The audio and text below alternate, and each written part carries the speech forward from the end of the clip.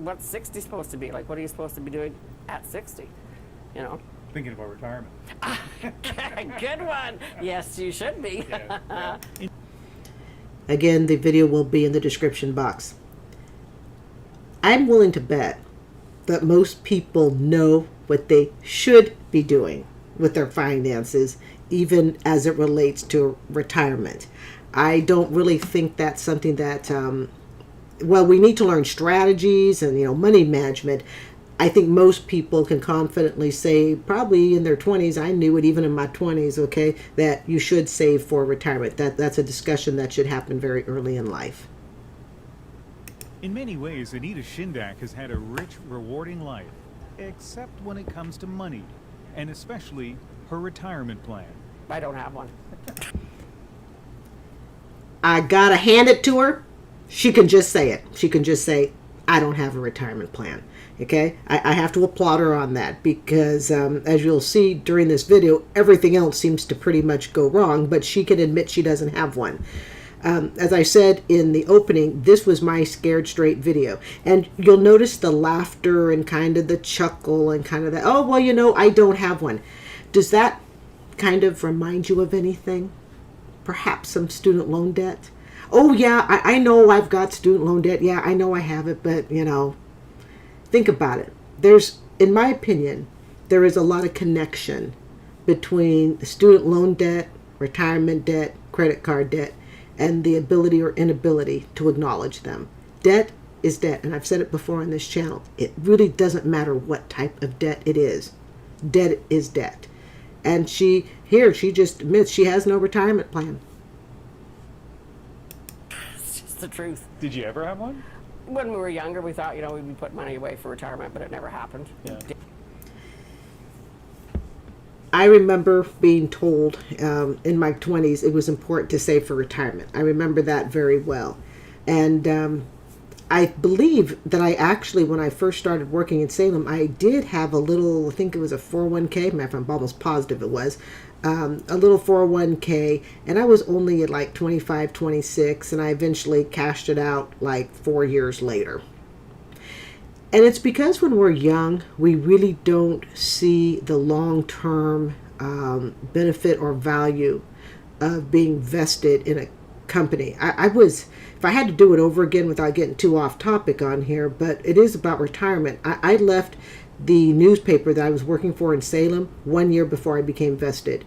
I did not have a concept of, if I had just stayed one more year, even though all these years would have passed, I would have had a little bit of retirement. Now, honestly, after only, 4 or 5 years of being there, I probably would have been maybe all of the, $50, $100. But the bottom line is I didn't have an understanding of what being vested mean. And, the plan was, I'm going to save for retirement because I did start a retirement account, but then I let it go 4 years later. It's not like I had, thousands of dollars, probably only worth a few hundred. But it's the concept. It's understanding and recognizing the potential. I did not see that. Day-to-day life. And She jokes, sort of, about her... Like I said, this is only a 3-minute video, but leave it to me to find every little thing to discuss. But really, I want to stop here. Take a look at this picture. What do you see? And do you see what I see? I see a lot of stuff. Now, I'm not going to judge. I mean, it's probably all judging at some point. Tell me that you can't do commentary without some sort of judgment. But let's say I'm not going to judge on a negative sense. I'm going to judge just more of a way to learn and to help people understand that you need to see, in my opinion, these signs early, okay? I'm looking at this picture, a picture that I wouldn't have even thought twice about in my 20s, 30s, and possibly even 40s. At 56 years old, this picture, the background is what I'm looking at. I see a whole lot of stuff. Now then, let's say she had this retirement plan. Again, this video is 11 years old, but we can learn from it today, okay? And I think they're Canadian. Look at the background. If this background of the stuff, and we're not counting the photos on the wall, dismiss the photos, okay? But look at the, I don't know if you caught it earlier at the beginning of the clip. It appears to be they're like collector trucks and little metal collector things. I apologize, I don't really know what they are, but it looks like they collect stuff. Okay? I'm looking at all this background and I'm like going, this is worth $5, and that's probably, this is a collection. For all I know, there's a couple $100 sitting there. We got some nice green foliage. Always good to have green foliage. Maybe they're fake. Okay. I know that fake green foliage is really expensive. I would love to have fake green foliage in my condo, but I'm like going $100 for fake green foliage, and that's inexpensive stuff. Okay. I'm looking at just all sorts of stuff. And in my head, okay, at 56 years old, a background picture I would have dismissed, even as early as 10, 15 years ago. I'm adding up in my head going, is this a snapshot? Is this background a snapshot representation of where the money has gone? So when someone says, I just don't know where all the money's gone over the years. Well, if this is one snapshot, one room filled with stuff, I'm willing to bet I know where the money has gone over the years. And again, no disrespect. This is her home, so we are not going to criticize that. Okay, it's her happy space. All right.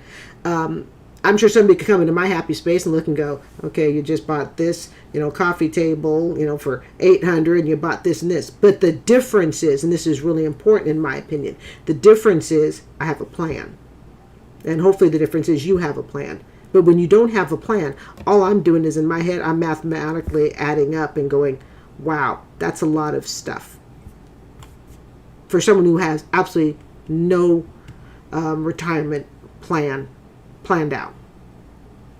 Her version of Freedom 55. It's really quite scary when you think about it, because we're not youngins anymore. Something I have learned, and I'm glad I didn't learn this lesson too late. I feel like at 56, knock on wood, I can go till 67, which, hopefully I should be able to do that, all things considered. I don't think retirement has to be scary. I think these, sometimes you get, oh my goodness, retirement's scary. Who is it scary for, though? Is it scary for the person that planned? Probably not. Might be something they're looking forward to.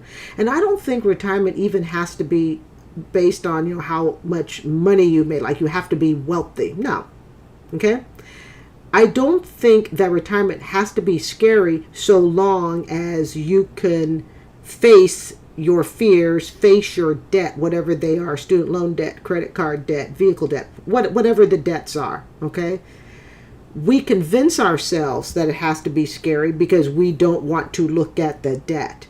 It's just like with student loans. I genuinely believe, and I think from, the things that I've read about over the years, and I'm an avid news junkie, okay? I probably watch about 2 to 3 hours of news a day, especially during the summer, all right? Student loan debt isn't scary for everybody. There are people who take out student loan debt. They know exactly what they've taken out. They know the interest. They know how much the job is going to pay in relation, their starting wage in relation to the debt they're taking out. Yeah, they may have a 10-year haul, but they're like, okay, we got it. And they do it. And then they wash their hands and they're done. That doesn't have to be scary. What's scary is the student like me that was dumb and I took out $80,000. And I'll tell you something. I even had a realization. I don't ever remember actually watching the bill climb up.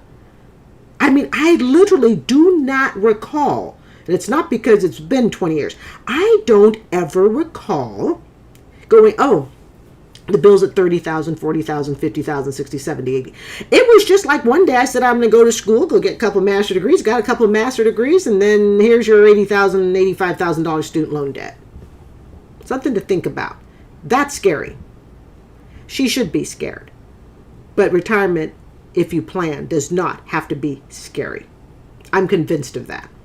And I have no idea how we're going to retire. Do you have an idea how you're going to retire? Do I have an idea? Yes, I do have an idea. And that is something I realized. Like I said, this was my scared straight video. Like every word coming out of her mouth, I was just like, please don't let this be me. But simply praying, please don't let it be me, on a wing and a prayer isn't going to work. Action must be behind the prayer of please don't let it be me. you know, like we talked about before, I've been in Freedom 85, you know, and there's never enough money to put away for retirement. Or All right. I'm going to have to respectfully disagree. There's never enough money to put away for retirement because I'd rather spend it on something else.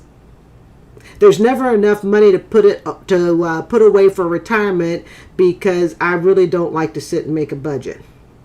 There's never enough money to put away for retirement. Okay, the list goes on and on. And what I'm convinced of is there is enough money to put away for retirement. I have friends on all parts of the socioeconomic level. It's not, I am convinced putting away for retirement is less about what you make and it's more about what you do with what you make. Does what you make have a plan? I have listened, I've been listening to the Dave Ramsey show, and I've done that for years. You've got people who are making $200,000 that are broke, and then you got people making, $40,000. They've got this account saved up and this account saved up.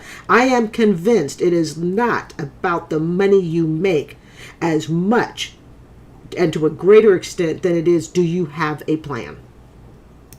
anything like that, any RSPs or anything. It's just, things happen, life goes on, and here we are 60 and have no clue how we're going to retire.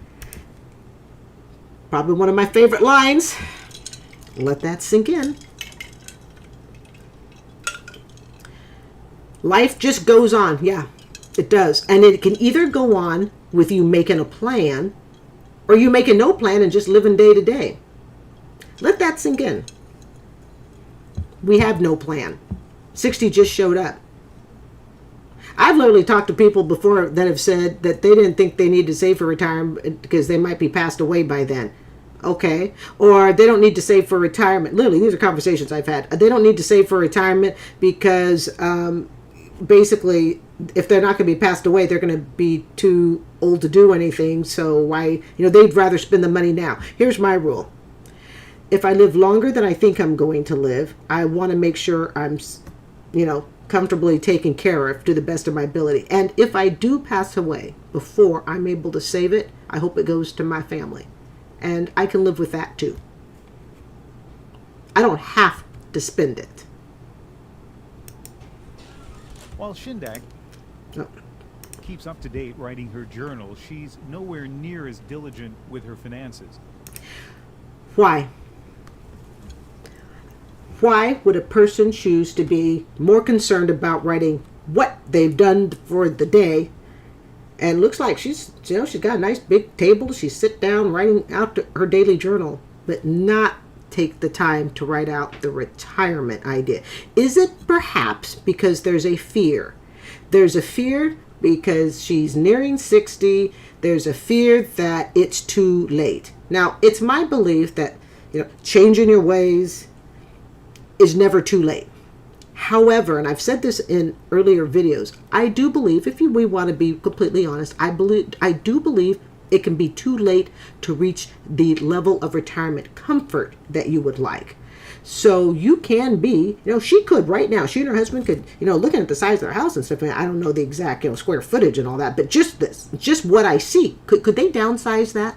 Could they downsize their, space into half? In other words, she's spending so much time focusing on other things because they are more comfortable to deal with. It's more comfortable to sit down and write in your journal about what you did that day.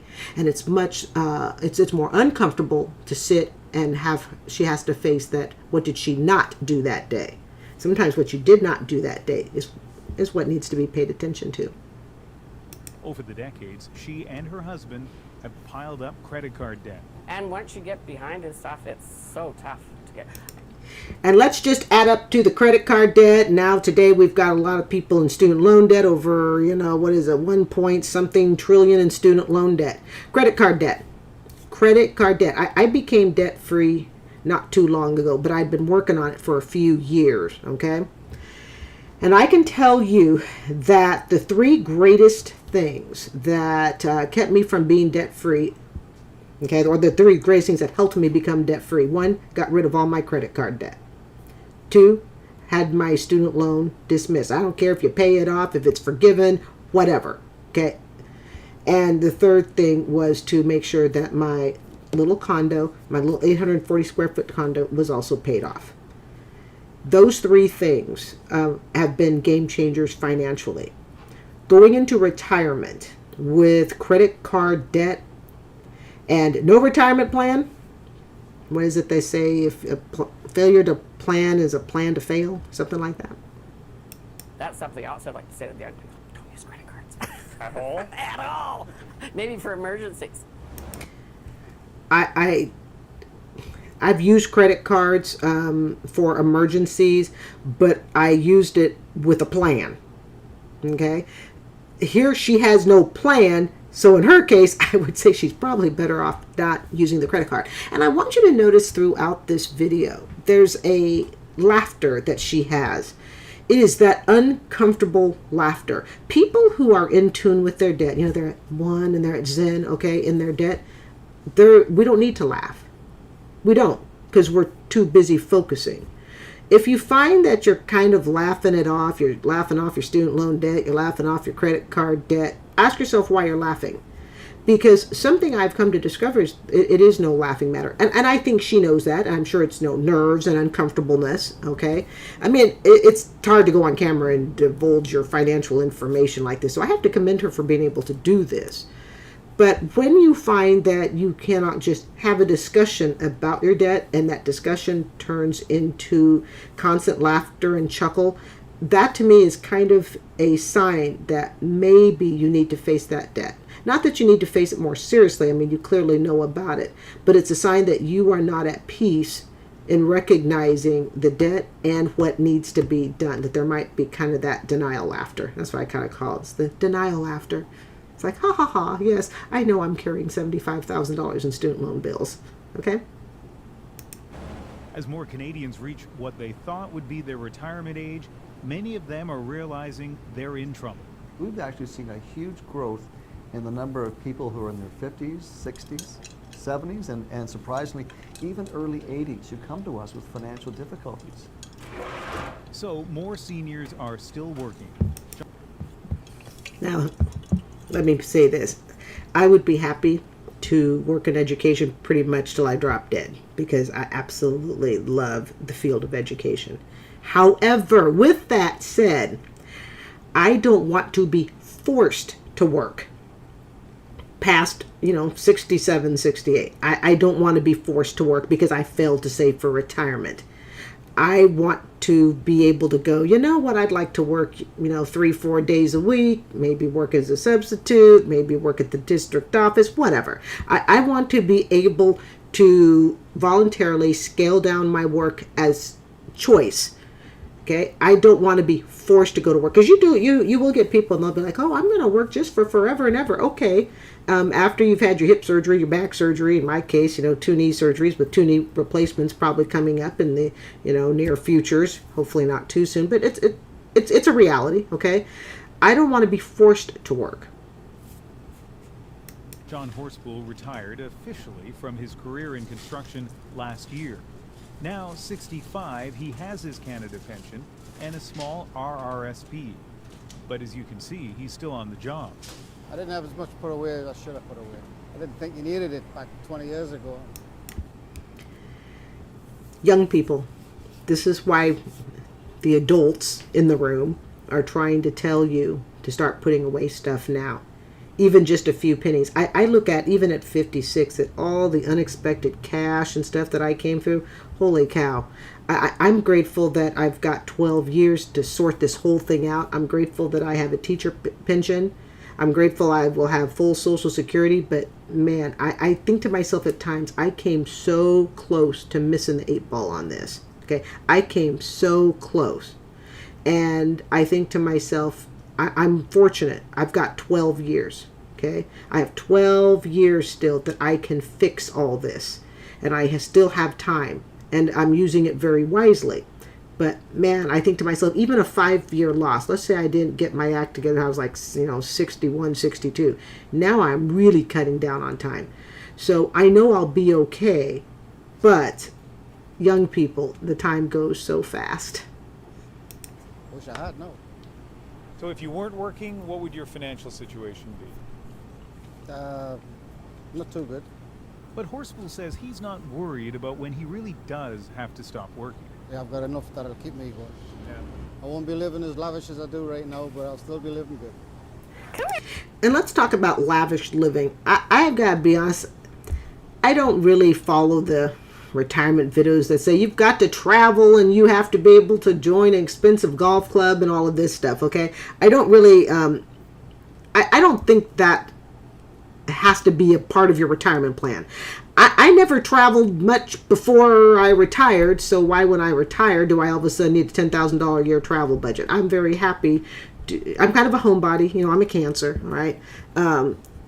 Travel would be great to go see family, but am I the type, and I know me, and what's important when you save for retirement is, you know, save for you, your lifestyle, okay? I don't intend to be going to Cancun, you know, every summer. I don't intend to globetrot around the world when I retire. I didn't do it before. I really don't see, you know, a reason to do it when I retire. I would love to travel. I mean, great, but that's a pure luxury. And I'm more concerned, in my case, I'm more concerned about getting the base home. Let's get home base down, okay? And if over the years any additional money for travel is there, great. But that's not what I'm focused on. I'm focused on home and hearth and having a solid foundation. Shindak has been married for more than 40 years. Her husband's a truck driver, and they have no idea what they'll do when he can't drive anymore. Who wants to be in that situation? Who wants to be in this situation? This video was 11 years ago, and you know, these are videos I would just love to have an update on. You know, I hope they're both in great health and stuff, but you have no idea. You have no idea what happens. You know, I have 2 bad knees. Okay, I came down with knee arthritis in 2018 in my early 50s. As my surgeon said to me, he said, "You kind of, my knees fell apart early." What would happen if I had been in a job where I had to be on my feet all day? I think my lucky stars that, you know, I'm in education. I can stand up and sit down. My mobility is very limited on some days. Some days I can't be on my feet longer than 20 minutes. On a good day, I might be able to stand on it for 45 minutes uninterrupted. It really varies. And oftentimes I will use a brace if I'm going to be out walking around. It all depends upon, you know, how long I'm going to be on my feet. So here she is. She and her husband are. He's a truck driver.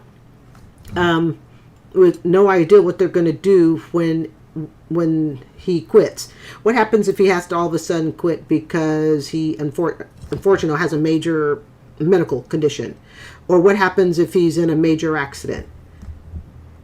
I think, and I don't want to sound critical, okay? I think you owe it to your spouse to have a plan. I think you owe it to the people you love to have some sort of plan in retirement. Because really what I see here are 2 people, yes, loving, kind, wonderful, 40 years together, that's great. But now are your kids going to have to pick up the tab? And then how is that going to financially affect your children? We haven't sat down and talked to somebody. I think I'm kind of afraid to. Because then reality's going to set in, right? Mm-hmm. She's been afraid to do this for almost 60 years. Let's take away the first 20 years. We'll give her the first 20 years of growing up. So let's make that around 40 years. 40 years of being scared. 40 years of going, I don't want to look at this debt. I can't look at the debt. That's a lot of time. It's a lot of denial. So do you have any idea what that's going to look like when you finally have to shut down the truck? Nope. Have you ever watched those videos on YouTube called van life? Van life is great if you're doing it voluntarily. I mean, heck, you know, put me around in a nice Honda, what is it? One of those, I don't know the name of it. It's one of those really cool Honda vans that people can travel around the country in. It's just so comfortable. Okay, you can put me in one of those as long as I got a good backup plan for a home base. Okay, but there are people who live out of their vans. This is the type of couple that would be living out of their van. Because they had the house, they overspent on stuff, they overspent on the house, probably overspent on Christmas present for the kids, the grandkids, the great-grandkids, and now they have absolutely nothing. So short of them having to live with a relative, this is the type of couple that would be in a van, living literally out of a van. That's kind of scary, too. Oh, let's back up for a second. pardon me, I want you to notice something that I just noticed. Let's back up here for a second. Hold on. Stop. What do you notice? You know, you can tell I'm a teacher because I notice so much stuff, okay? I think teachers, we just have these keen eyes that just zero in on stuff, all right? What do you notice? Let's add up what's on our hand. Now, look, I'm going to be respectful and I'm going to say, you know, some of these are probably, obviously, mementos, okay? But not knowing what's on her hand other than probably, you know, her engagement ring and wedding ring. Let's just take this from a... because I don't know who she is and I don't know what this jewelry represents, okay? But out of respect, because again, I don't know what the jewelry represents, but let's take a look here. I see more stuff. I'm not talking about her wedding ring or anything like that, okay? But is there a common theme throughout this video of what we're seeing? Is there a common theme? When you sit and you say you don't have money for retirement, you say you don't, 40 years past, look what's sitting on your shelves. Look what's sitting on your hands. Look at what's sitting on your ears, okay? I have 3 ear piercings in each ear. I think the most money I've probably ever spent for earrings was probably $15. All right? I'm not wearing, $100 diamonds and all of that stuff. But just take a moment, look at what's around you. Again, and this is if you have not saved, you're not saving enough, whatever. Look around you. What do you see? That's all. Again, these probably most likely have some very precious value, so we're not going to overjudge it. But it's just something to observe, something to notice. That's kind of scary, too.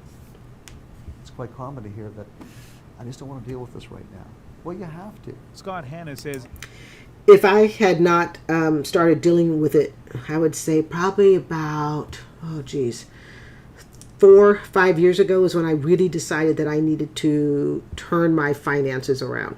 Okay, I've been in control of credit card debt for years. That's been for like over a decade. I've had very, very good control of credit card debt. But just overall making a plan for retirement, buying a piece of property. I was actually afraid to buy property. And the people who know me very well know I was actually afraid to be a property owner. I was afraid of the responsibility of it. I just like, well, what happens if the sink breaks? What happens if the plumbing breaks? And something I learned was I needed to get over that fear. And it was actually through a couple of my close friends that said, Carrie, just get something small. So guess what? I was comfortable with 840 square feet and 1 toilet, 1 kitchen sink. Okay. In other words, to face your fears, it's okay to downsize. Face your fears and do whatever it takes to get that fear down. If I had not faced my fears about owning property, and let me tell you, I was scared to own it. Anybody who knows me would tell you, yeah, I was very scared to own property. If I had not faced that fear, I would be paying $1,800 a month in rent today because I could not, or I thought I couldn't, face the fear of owning property. But because I faced that fear, I am telling you, it's what saved me financially. And I bought my condo. I signed for my condo in 2020, 3 weeks before COVID closed the city of Tampa down. That's what facing your fears does. It saves you. And facing your fear in retirement, that can save you too. even for the Shindaks, it's not too late for financial planning. While it's regrettable that you may not have dealt with it 10 or 20 years ago, take heart in the fact that you're dealing with it today. But once again, I'm going to say you need to also accept that if you really did wait until your 60s, it's going to be a very different picture when you have nothing saved. I'm 56, and I like I said earlier, I am so grateful. I've got well over a decade. I've got time. I've already started saving 35%. Yes, 35% of my take-home income is going to retirement. 35%. And I just started doing that because I need a cash savings to complement my Social Security, to complement my teacher pension. I've got time. Make some decisions today, while those decisions are yours, about what you can change. So if you haven't been great at managing your money, well, let's change that. But Shindak knows. Let's stop again. What do we see? Where does the money go? Now, I'm a pet owner. I've owned, my mother raised us with cats. I had dogs when I was married. But again, when somebody says no money, okay, Pets cost money. Vet bills cost money. Again, no disrespect. I really want to make sure people understand this, okay? It's just something that we need to maybe become more cognizant about, more aware about, okay? When people say there is no money, where does the money go? And again, I'm a huge pet lover, okay? But the money is there. It really is. Change wouldn't come easy, and so And these actually look like they're what is it? They look like they could be possibly purebreds. I'm not a dog expert, but these don't look like, you know, just run-of-the-mill dogs. Again, no disrespect. for now, her retirement plan is simply not thinking about it. I have retired with over $100,000 in student debt. Margie Patterson, a special education teacher, retired drowning in student loans at the age of 60. All right. Now, as you know, the video is in the description box if you would like to watch it uninterrupted. First off, this video was a little too close to home for me because at 56, which I am right now, I had $110,000 student debt until it was forgiven in August 2022. I guarantee you I would have retired with that debt. No doubt about it. As a school teacher, I'm in my 18th year of teaching right now. I guarantee you I would have retired with that debt. She retired at 60 with that debt. There is no way at 60 years old I could retire, at least comfortably in any sort of way, with a $100,000 student loan hanging over me. And the fact that she was 60 when she retired, I don't think I would have retired. I would not have made that same decision to retire at 60, knowing that I had a $100,000 student debt. On the other hand, you could also say, because there was no way for her to pay it off, I mean, you know, short of course, you know, of winning the lottery, there was no way for her to pay it off. Does it really matter if she retires at 60, 65, 70 at this point? You're out of here. This is how retirement is supposed to be. And now she's gearing up to go back to work. I just can't afford to take that break. And this is something that is happening to a lot of teachers. And even though, you know, some of you watching this video, maybe even a lot of you or most of you, are not at retirement age or even near retirement age, you have to remember these people are accruing this amount of debt, you know, decades earlier. So they're accruing it in their 40s, 50s. I accrued mine at the age of 38. Okay, I went back to school, became a teacher at 38. So figure I, you know, had my 2 master degrees by the time I was 36. I'm 56. So you're talking, you know, 18 years I've been teaching, but I've been carrying student loan debt closer to like 20 years. Okay, it applies. It applies to you, even if you're only in your 30s and you're like, well, I'm so far away from 60. According to student loan debt, especially if you're holding 6 figures, near 6 figures, or even half that amount, but all you're going to do is pay income based, you'll be holding to that. You'll be holding on to that debt for a very long time, decades. This student here is one of my favorite students. About half of all educators have taken out student loans to fund their schooling. Outstanding balances average to $58,700. $58,700 is the average teacher balance. This was 2 years ago. So let me give you some context here, because, you know, public school teacher salaries, I mean, our public salaries really aren't exactly quite. You know, if you want to know how much a teacher makes, just, you know, find out how many years they've worked, and you just, it's all a nice, simple mathematical formula, okay? I just finally hit around the 60,000 mark. Just finally, not quite at 60, but so close, you know, I could put my, you know, pinky, you know, finger into it. I did that after 18 years of teaching and 2 master degrees. So if the average outstanding balance of a teacher's student loan debt is 58,000, okay, you figure teachers are starting easily in the 40,000s. You know, teachers are already starting under the 8 ball, okay? What is it they say? You're supposed to make, this is what I've read, okay? Your student loan should not be higher than the amount of income you're going to earn that first year of working. So let's just figure, I think I started around 47,000. That means my student loan debt should not have been more than 47,000. It was 80,000 instead and climbing. And 1 in 8 owe $105,000 or more. Let that figure sink in. Let that figure sink in.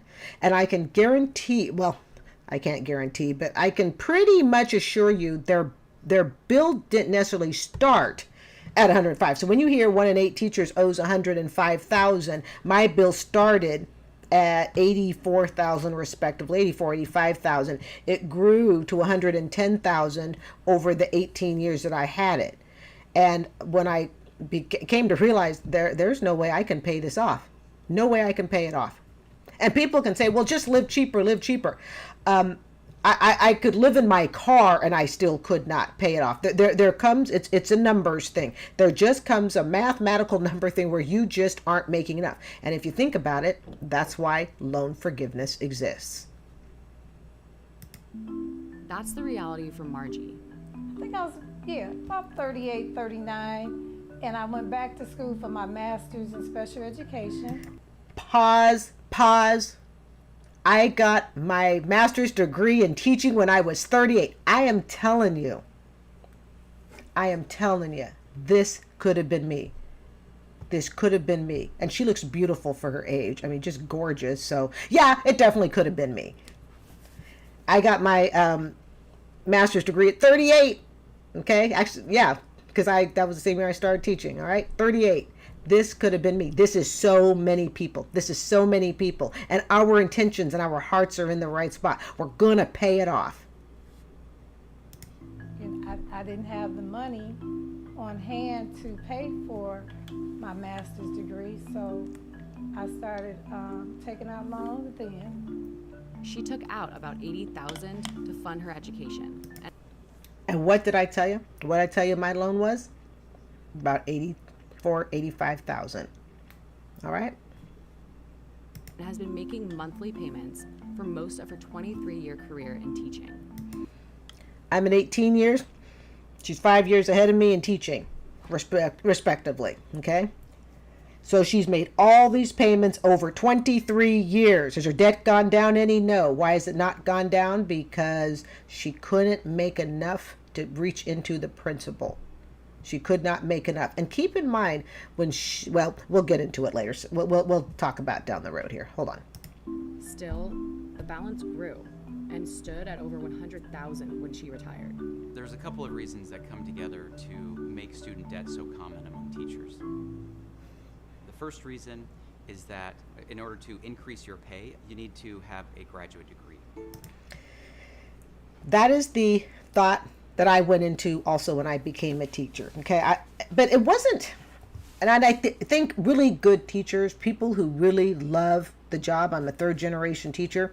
It wasn't just about the money for me. And I think a lot of really good teachers will agree with me. It's not just about the money. We want to be good at our job. We want to excel at our job. I didn't just want to go into education being a mediocre teacher who was struggling to find my footing. I wanted to go in with the best theories, the best practices. I wanted to go in knowing what resources I could use if I needed help. I did not do it strictly for the money. I can tell you that most really good teachers, regardless of subject area, that go for a master's degree, it is not just about the money. It's not. And I can prove it because I was dumb enough not to figure out the money before I went. I went to school on an emotional level. It was, I didn't want to be mediocre. I didn't just want to be an average teacher doing an average job, collecting a paycheck. I wanted to go in with my game on. I wanted to be the best that I was capable of being. I continue to want to be that. But when I got that master's degree, so I looked at it and went, okay, so I could earn an extra $3,000 a year. But equally important was I could take this job and hit a home run with it if I went in having skills.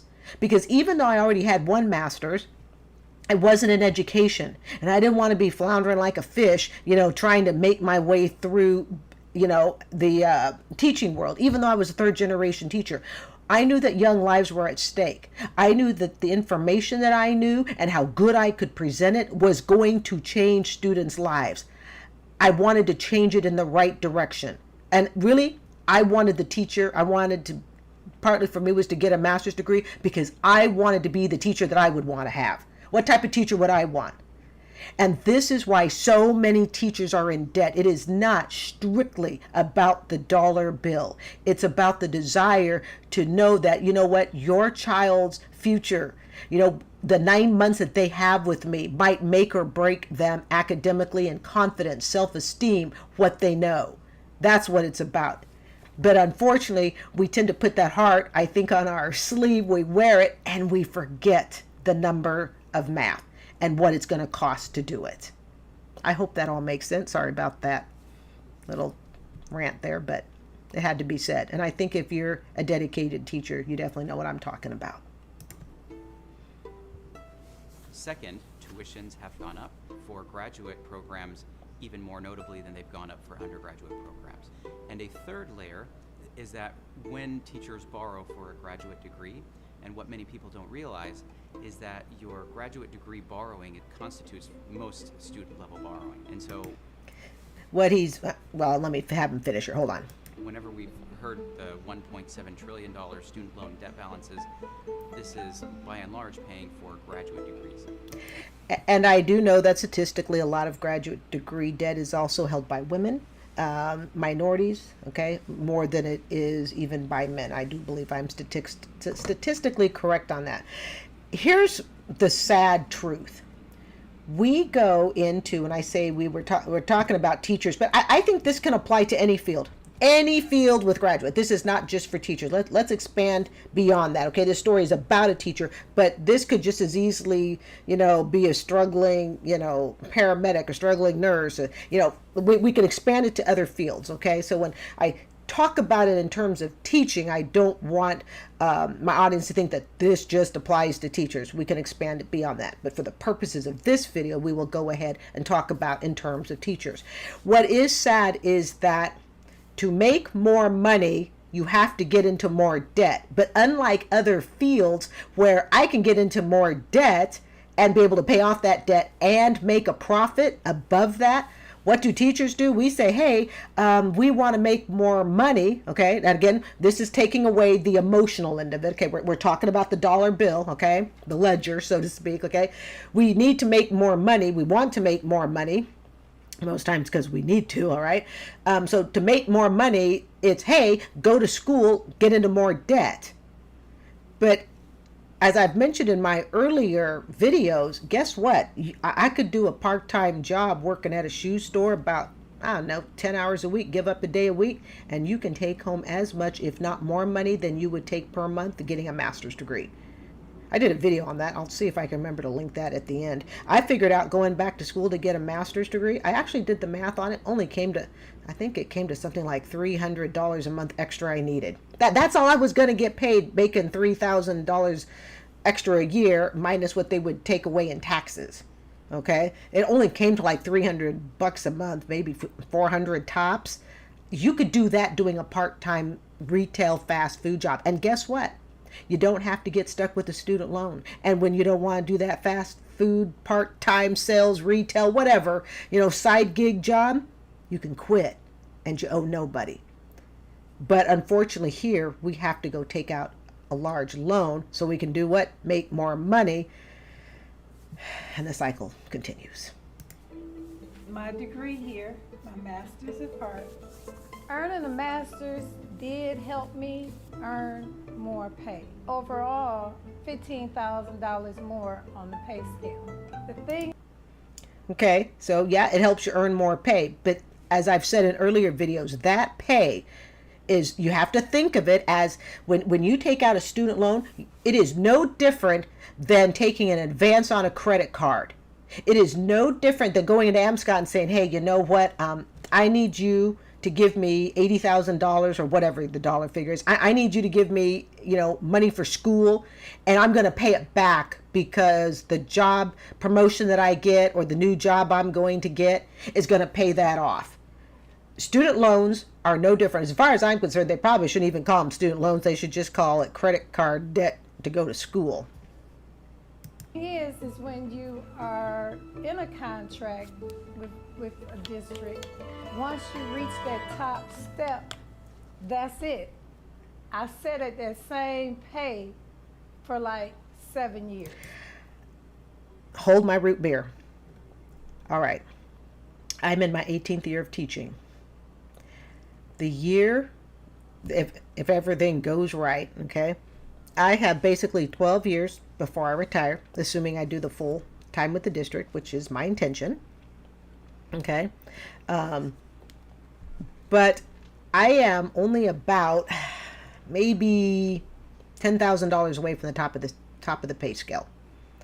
So this lady, but when I hit the top of the pay scale, I will be near retirement age, which is actually a good thing because I will still be able to get, pension based on your top 5 years. In this case, she completed all of her years at a younger age. So imagine sitting and watching inflation, okay? The COLA, cost of living, okay, increases, but you can't make any more pay. How many professions where you need this much education to try and make more money wind up having you severely in debt to make more money, and then they top you off? Could you imagine? I have an awesome knee surgeon, and I couldn't imagine somebody saying to him, doctor, I'm going to keep his name private because he's my doctor, Dr. So-and-so, by the way, after you've done this for 20 years, you're not going to make any more money. It doesn't matter how much better you get at your job. It doesn't matter how many lives you positively affect, how many more patients you handle. That's it. That's all you're getting. Okay? And they wonder why so many teachers leave the profession. Okay, this is one of the reasons. Once you're at the top, that's it. There is no more pay. It's well known that teachers are underpaid. Estimates vary, but it's generally accepted to be between 5, 10 to maybe 20% of teachers are underpaid in comparison to similarly educated peers. And let's also remember something else that teachers deal with. And again, I'm going to talk about the teaching profession because that's my area of expertise. I can't talk about other professions, but in the teaching profession, teachers are supposed to get pay increases, level pay, step pay. I think the terms are a little bit interchangeable, but after so many years, you're supposed to get a pay increase. Well, a lot of times teachers are denied that pay increase due to budget. Okay. And so what happens is when teachers don't get those regular pay increases, it can affect how much their pension is, especially if they're not staying for the full 30 years, because part of your pension is dependent on, the top five paying years. Okay. But teachers can, and I really want people to hear this that aren't familiar with, education. Teachers lose tens of thousands potentially in pay when they are not given the pay increases as was shown to them when they got hired. So what can wind up happening is we can sit and tell a teacher, well, you should have just simply been more responsible in making sure you didn't get into student loan debt. That is true, and you're going to get absolutely no argument from me. I should have done the numbers. But on the flip side, okay, what the general public is oftentimes not aware of is teachers have been denied pay step increases because of budget. Okay, and let's make this very clear. Okay, this has nothing to do with the school administrators. It has nothing to do with the teachers directly at the school. It just has to do with the politics and the budget. Okay, and what happens is a teacher that was, let's just throw out, stuff without getting overly personal about my raises and stuff. But let's just say a teacher was supposed to get a pay raise her 10th year of teaching. She doesn't get that pay raise. There's not enough money in the budget. She doesn't get a pay raise for 3 years. And now the next level she gets is one step up in pay when she should have been 2 steps up in pay. So think over a 30-year career, even a 20-year career, 15-year career, okay? How many thousands of dollars that teacher has lost in pay that he or she should have gotten but could not get. And then you partly wonder why teachers can't pay their student loan off, because perhaps in a 10, 20, 30-year career, they were denied $15,000 worth of pay. Well, there's a vehicle for a teacher to get back in school on. There's a deposit for a piece of property that could have helped that teacher avoid PMI. I was almost going to say PMS. I think it's called PMI, Prime Mortgage Insurance, PMI. Okay, so these add up. So somebody who's not familiar with education can be very quick to say, well, these teachers should just live on less and less. They're already living on less. Okay, they already don't get their annual step increases as they should. Okay, they already make sacrifices to students that they pay for in their classroom for supplies, lunches, materials. Okay, I'm blessed. I'm at a school where that stuff is generously provided. But go to certain parts of America, not so lucky. If we're not paying teachers as much, those loan balances are going to shrink at a much slower rate. Typical loan payoffs are within about 10 years. And for some teachers, particularly if we're going to an income-based repayment plan, which many teachers do, those loans aren't fully paid off for 20 to 25 years. And let's take it a step further. A lot of income-based plans, those loans won't ever get paid off. If your income-based plan is so low that it's not hitting into the principal, you will never pay that debt off. That 20 to 25 year payment for teachers on their balance will only work, or any field. It doesn't matter what field. Okay, forget the teaching field. Anybody who takes out a student loan, if your monthly payment is not high enough to get into that principal, you will never pay it off, ever.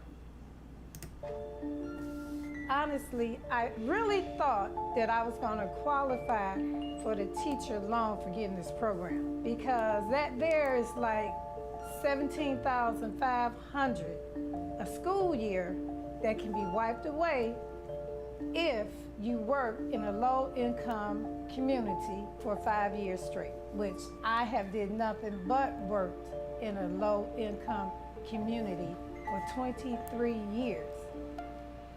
Teacher loan forgiveness is a federal program which teachers who work at low-income schools or other qualified schools for 5 consecutive years can apply for.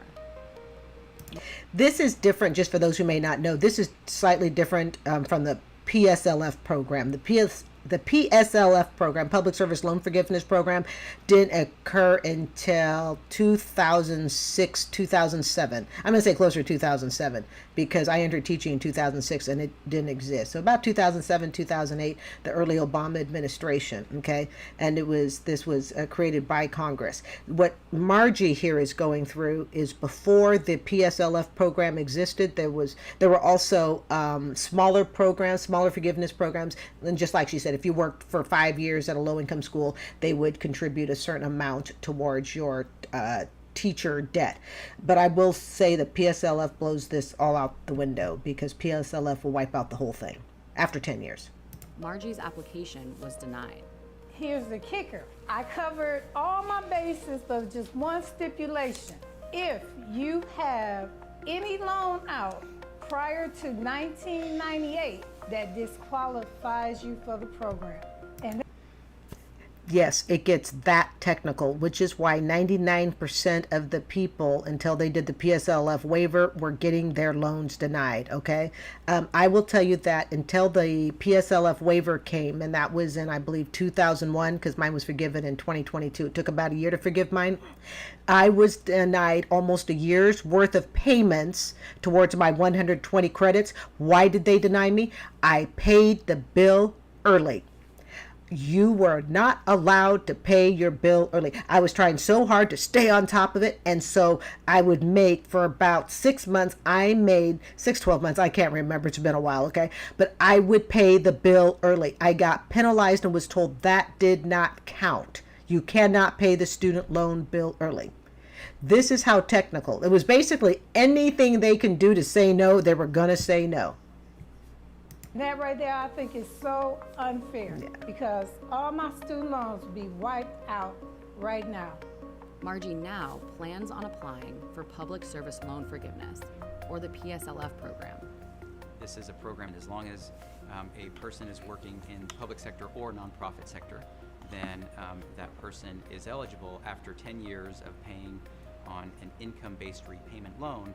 they are eligible to have the remainder of their debt paid off in full. So which Okay, something to remember also is if you go to studentaid.gov, I believe that is the site, okay, you can look up your employer, whether they be nonprofit, okay, city, state, government, okay.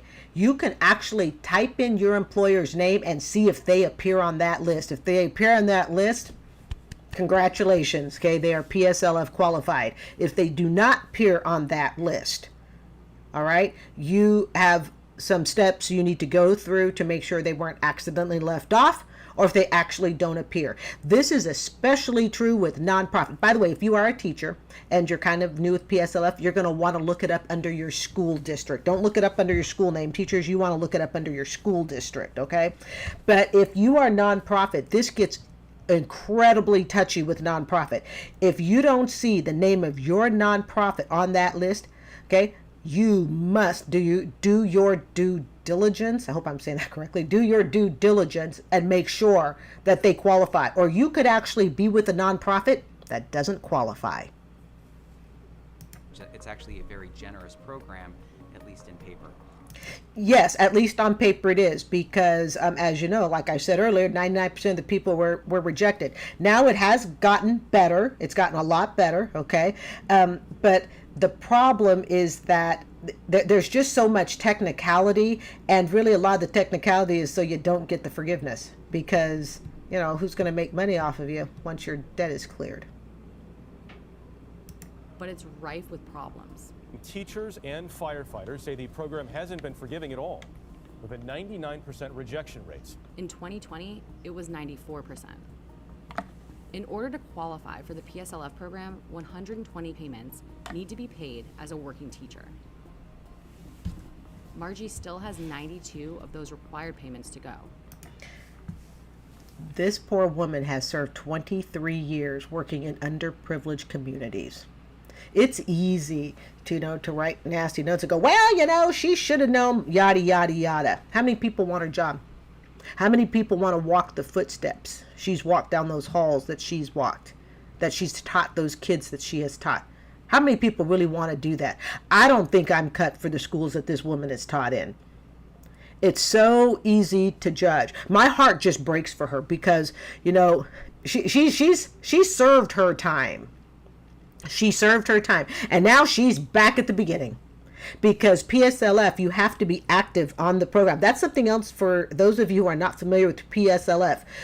Do not quit your job just because you've hit 120 payments. You need to assure that everything is going to go smoothly. You need to stay on that job until they've cleared it. Now, I know during the PSLF waiver period, okay, that 2001, 2002 period, they were even waiving whether or not you even had to still be on the job, because technically it's supposed to be, yeah, you've reached your 120 payments, but you cannot leave that job until we say you are cleared. So that could put somebody who's already served their 10 years of servitude that really wants to move on to a different career. They can't move on to a different career, because if they leave that job until they get the paperwork from the federal government that says your balance is zero, you're all good, guess what? They can lose the time and be denied forgiveness. So they go off to another job thinking, hey, I did my 120. And the government goes, no, we know you did your 120, but you left the job before we cleared you. So you need to quit whatever you're doing. You need to go back into teaching, and you need to continue teaching until we clear you. Keep that in mind, all right? Don't quit. Whatever job you're in, teacher, nursing, medical, firefighter, once you've hit your 120, do not leave it until you have got a letter that clears it. Or you get a letter that says, hey, you're good to go. You don't need to stay anymore. But I do know during the waiver time, they were actually allowing people to get their loans forgiven so long as they met 120 payments, 10 years. Okay. So long as they met that and 120 months served on the job. Okay. That's 8 more years of payments. As teachers... Okay, so she goes back at 60. She was retired. She'll be done at 68, assuming nothing in life gets in the way. Return to classrooms. The new school year brings an unwelcome return to normal. The pandemic freeze on payments is set to end early next year, meaning teachers have to start repaying their student loans again. I risked my life for a whole school year to teach. I had students online and in front of me teaching every day. Why am I still paying student loans? Our next phase that we want to do is work on building our savings for down payment and closing costs to purchase real estate within the next year or two.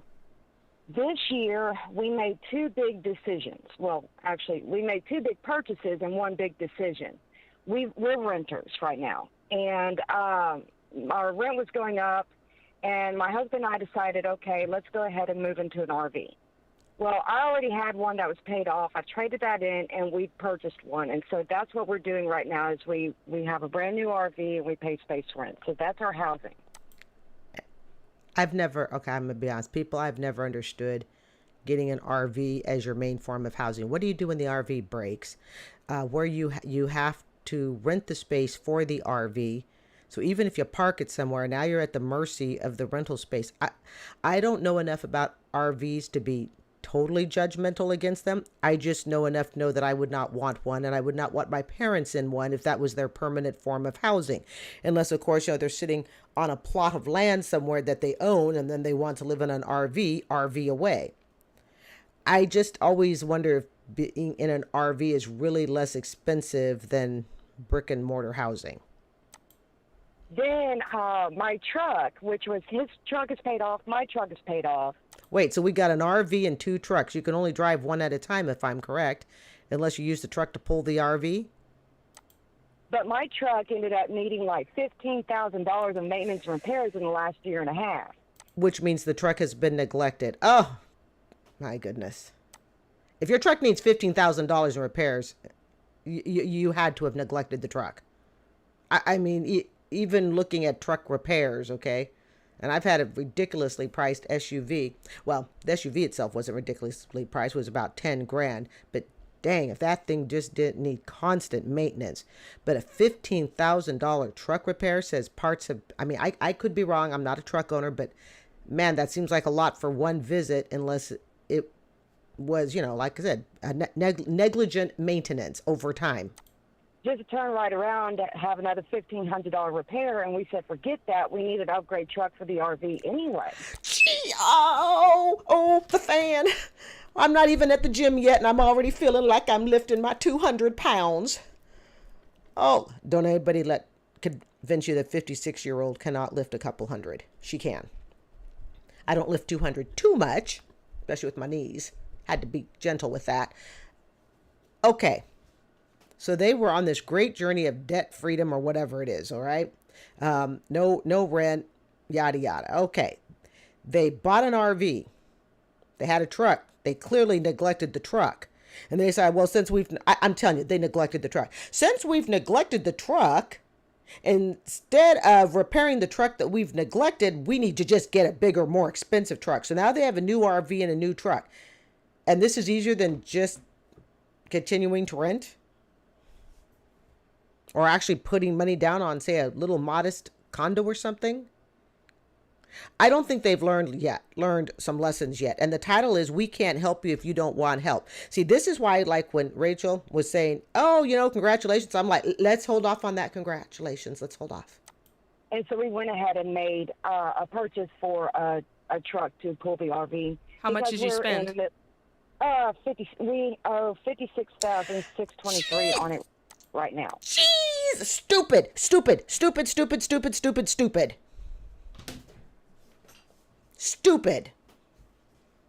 I done stupid. You know what? This is stupid. This is absolutely stupid. Absolute. How many years rent was that you could have just had instead? Stupid. Holy cow. I have no words. 56,000. Hold on. Did you say you bought a truck for 56,000?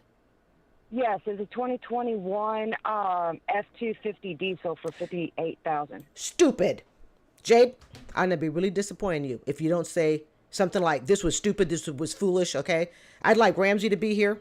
This is when we need Dave Ramsey's mighty lifting power. They learned crap.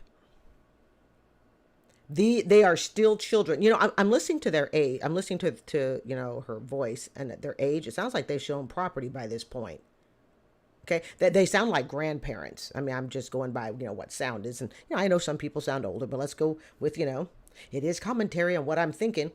I'm wondering why they don't own a piece of property already. You know why they don't own a piece of property? Because of this crap. That's why. The logic has flown out the door. Hey, you know what? Our $15,000 truck repair, well, you know, it's not good enough anymore because now we got this new RV and we weren't smart enough to ask ourselves before we got the RV, how are we going to haul that sucker around? Do we have a truck that's capable of it? That's because we're still acting like children, even though I suspect they're in or nearing their senior years, and we still acting like children. We just go with the shiny toy. We want the shiny RV. We want the shiny truck. Now you've got two things to maintain. Oh, and don't forget the other truck you said you had too. You got 3 stinking vehicles. You wonder why you can't afford your housing? You wonder why the rent's too expensive? Because it's all going here. It's all going here. And what are you going to do when the RV needs to be repaired? You're going to sleep in one of 2 trucks? I'm shook. Jade, I'll say it for you. Stupid, stupid, stupid. We're all shook. And I don't even have my tea with me. It's because I'm getting ready to go to the gym and I can't like drink a lot of fluid before I go to the gym. People, who caused all this? Who caused all of this? This is Dumb and Dumber, sequel probably 100. This is how they've lived their marriage. I'm telling you, this is how their marriage has been. This is why they're in their senior years and they've got crap. Why they can't afford rent. Yeah, look, I wouldn't wish these rent prices on senior citizens. I wouldn't. Okay? But if you have to pay it, you're certainly not going to be able to pay rent if you're spending like this. And this truck and this RV is just simply a snapshot of how this couple has lived their life. You can bet if we were to deep dive, as a matter of fact, I don't even think we'd have to deep dive. We could stay in the shallow end, you know, the 1, 2, 3 foot section of the pool, and we can find all the crap that they've bought, the way their mind thinks about money. This is one of the dumbest financial moves, I think, out of 150 videos that I've heard. It was a deal. It was a great deal. Oh, it was a great deal. And so was that sale that says the more you spend, the more you save. So I'm going to take all my savings and I'm going to spend because I was told that's a good deal. What is it that Forrest Gump said? Stupid is as stupid does. I can't quite mimic him as well. Stupid is as stupid does, or something like that, he said. These are seniors that have not left the what is it? They are still acting like children.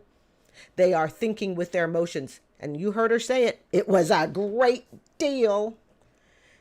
Yeah. But our monthly note is nuts.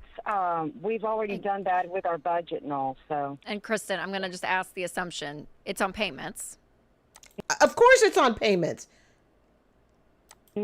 Yeah. Come on. Stupid. We know it's on payment.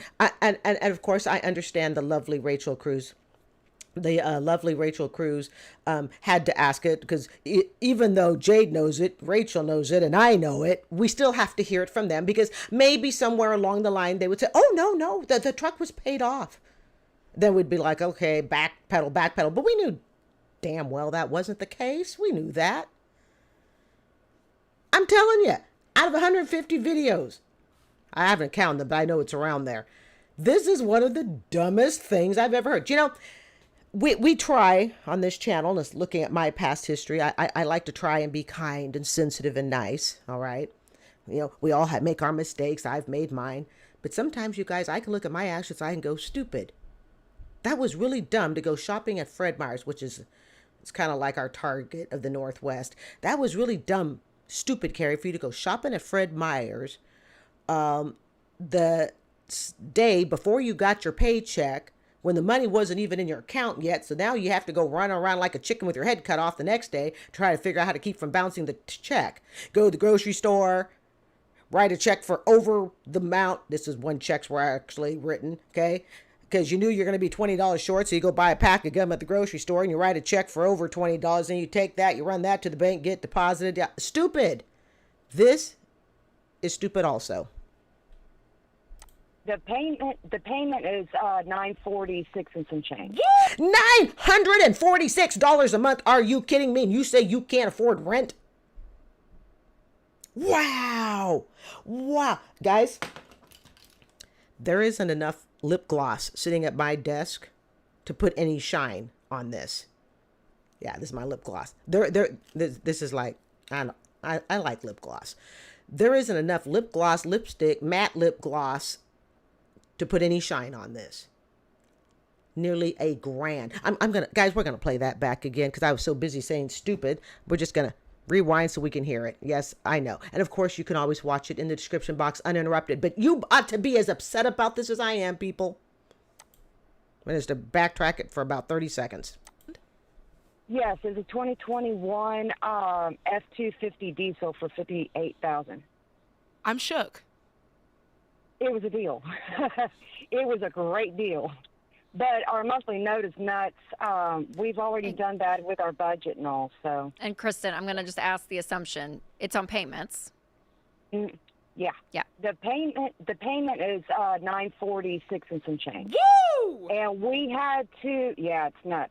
Hold on. Wait, when you can sit there and you can say it's nuts and it's your damn purchase, then you know you're just as damn stupid as the rest of us know. You know what? When people go, oh yeah, I know that's crazy. Remember the story we did not too long ago, audience? Do you remember the story that we did on the couple that bought a house from a friend and they knew the house was too much? They knew it was too much. They're like, yeah, we knew it was more than what we could afford. But what did they do? They bought it anyways. When you can look yourself in the mirror, okay, and you can say, yeah, I knew it was expensive. I knew I couldn't afford it. All right. Then don't be, gawking when the rest of us are staring at you going, oh my God, I can't believe you did that, because you can't believe you did that yourself. They're acting like teenagers out of control over lust of spending money. Hold on. I gotta call you out slightly. Yeah. It's the Christmas season, so I'm gonna be a little bit lighthearted.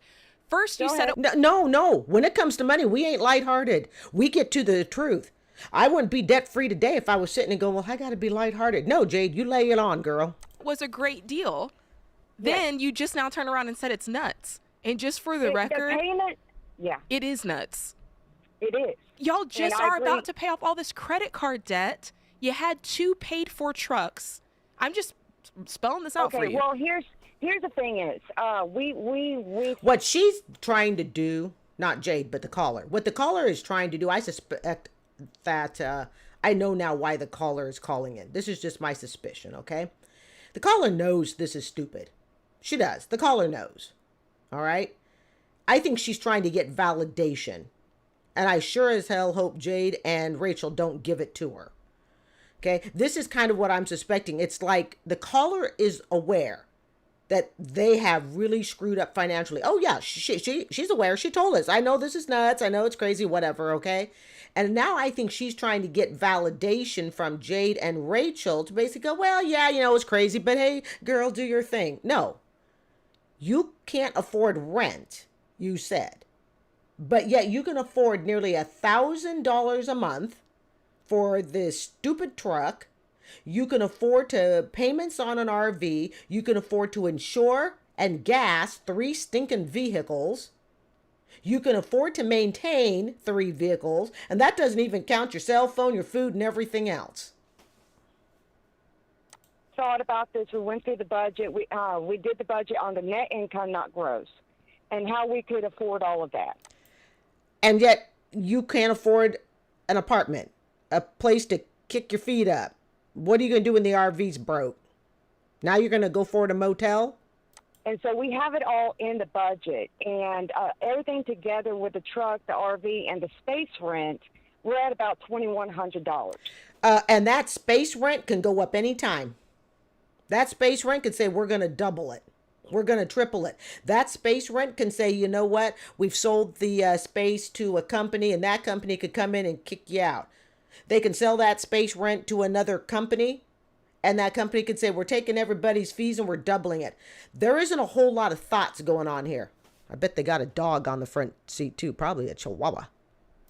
Okay. His truck is a 2012. My truck was a 2011. And high mileage on both of them. We cannot pull the RV with either one of his. You know what? Dumb. I'm tired of saying stupid, so now I need to go to dumb. Or mine. The difference is, and the hard part that you're going to realize is everything that you have that money tied up in is going down in value. And I understand that what you really... And it can be ruined in a crash. Yeah. It can be ruined in a crash. It can be totaled. One is real estate, but I don't think you guys went about the right way to get there. An RV sure as hell isn't real estate, at least not that I've been aware of. Probably not. No, lady, it's not probably. See, this is the thing. If you really want control of your money, you got to quit using words like probably, well, it might be, maybe it's no. No, it was not. It was not a good deal. We did not think this out.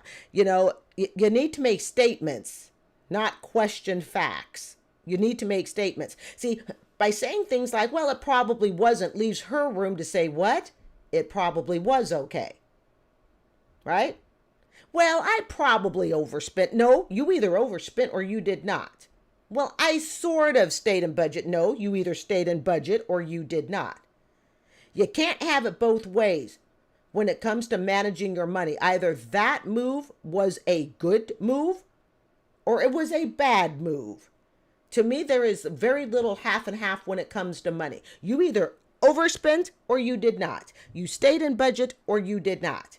When you start putting in those words like, well, kind of, probably, we sort of, what you're trying to do is you're trying to excuse yourself from mistakes that you've made that you are not fully ready to own and commit to. And if you are not fully ready to own and commit to your financial mistakes, you can never get control of your budget. But given our situation at the time, that's where we were at. No, that's where you chose to be at.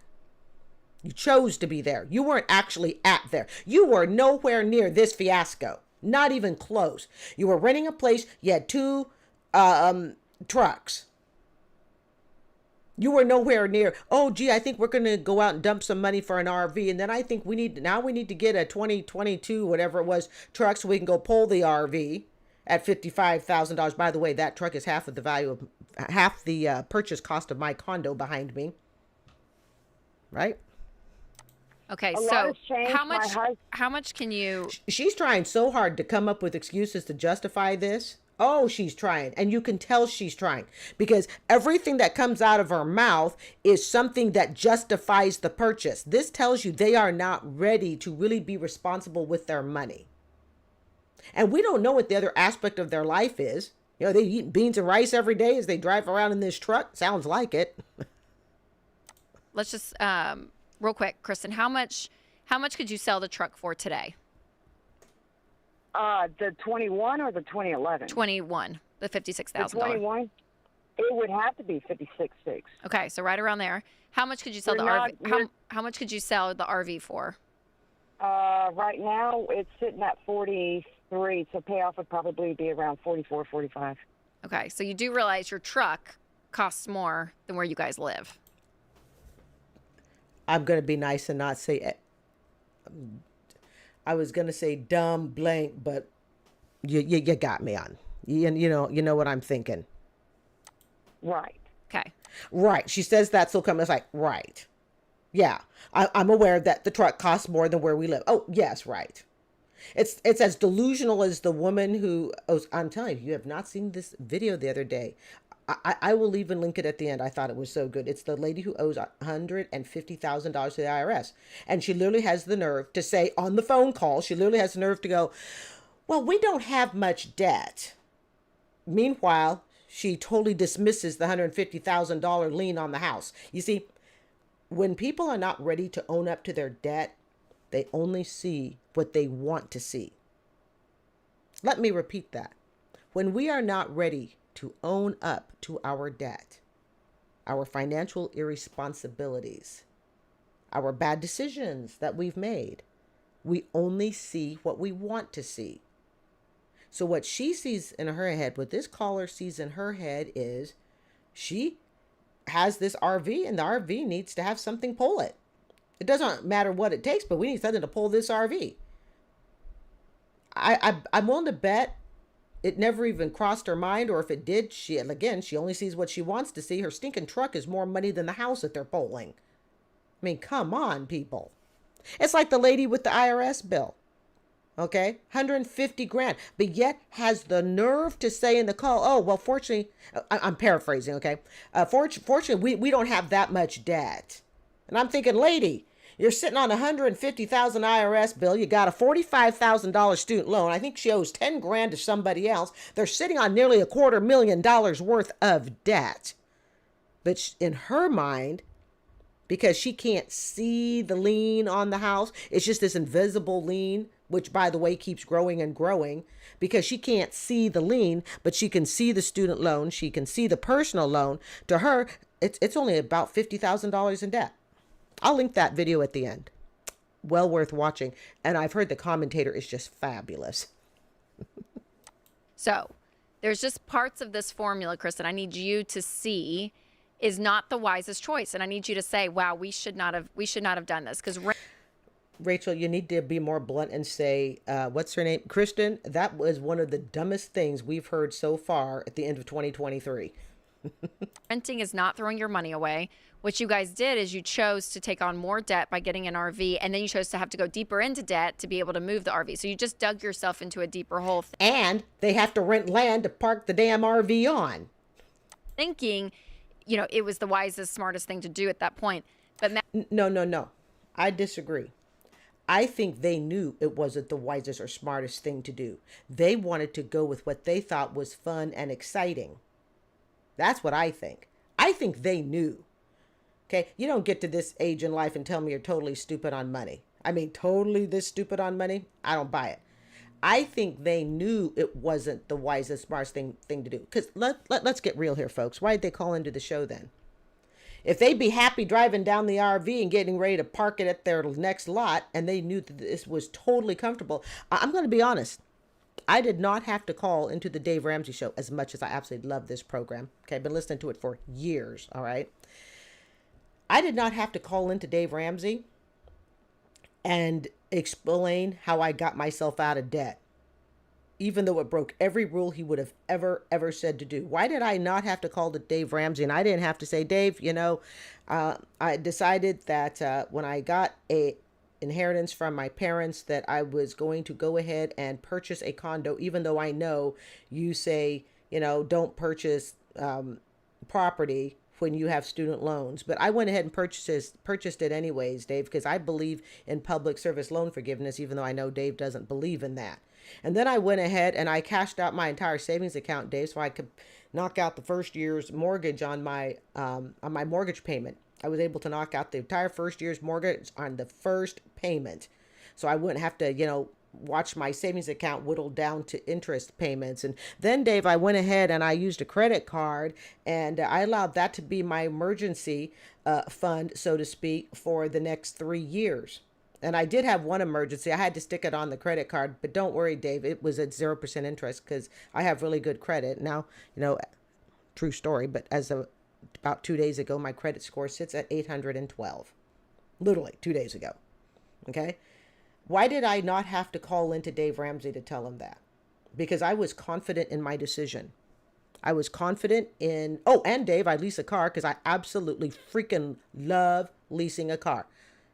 I don't drink alcohol, so guess what? I put my alcohol money and I lease a car. Okay? Why did I never have to call into the Dave Ramsey show? It's because I was confident that the decisions I was making for myself were not only good ones, but more importantly, they were right for me. Now, those same decisions that I made for myself could be disastrous for somebody else. Absolutely disastrous. And the reason I say that is, in my case, I was solely in charge of my budget. I had nobody else who could possibly come in other than God himself, herself, whatever you believe, okay? Other than God himself could come in to change anything. I knew I had total control. I was also very confident in the discipline that I had to be able to see all of this through, to not run up credit cards, to not say, oh, I said I'd pay off my, $50,000 mortgage. Okay, because I used part of my inheritance to cover part of this mortgage. To know that I would use all stimulus money, I would take the student loan money because that was on, hold during the pandemic. I knew that I was very, very disciplined, that I would do exactly what I said I would do, and I did it. But why did I not have to call into Dave Ramsey? I was confident in my decision. I knew what I was doing. I knew it was right for me. These people that are calling in, Kristen, and on behalf of also her husband, there is something that they know went horribly wrong in their decision. This is why she's calling in. She's calling in because she's trying to get validation. I have no doubt about it. No doubt about it.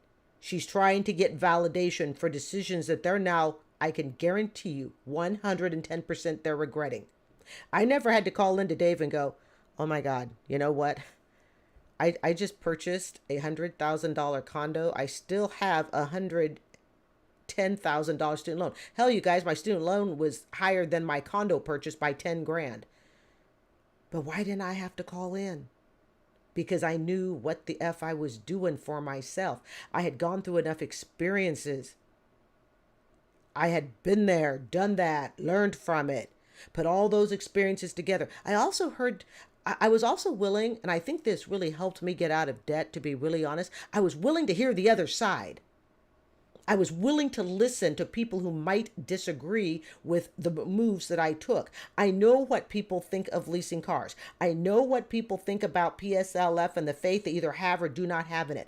I know what people think about taking on real estate debt while you have student loans. But because I knew the student loan was going to be eventually forgiven, and I had estimated a 7 to 8 year time frame, that sucker was done in 3 years. Cut in half of what I thought. But I think part of what helps get out of debt is the willingness to listen to the opposing side. But don't close yourself to it. Krista and her husband have closed their ears to the opposing side, and I suspect they closed it long, long ago, which is why they're in their retirement years now tootling around in an RV with a truck that costs more than the RV to get them around. Because I was always willing to listen to the opposing side, I really believe it helped me. And when I say listen, I mean, I've read blogs, I've watched videos, everything from why you should not pay off your mortgage to why you should pay off your mortgage. Oh, you could take that money instead and invest, yada, yada. Okay. She's trying to get validation, and I sure as heck hope these two don't give it to her. They won't validate her, but I'm afraid they're going to try to be gentle on it. And there's something I've learned. You want to get your finances straight? No one's going to be harder on your finances than you are. So if you're not willing to step up to the plate and see exactly where you're going wrong, anything anyone else does to try to help you, it's not going to happen. And what's this title? We can't help you if you don't want help. So maybe I'm thinking right along the way here, right? She's trying to get validation. She doesn't want help. Hence, I suspect this is where the title came from. We can't help you if you don't want help. Mathematically, financially, it just wasn't. It wasn't. And so for you guys have stepped backwards a lot in this process.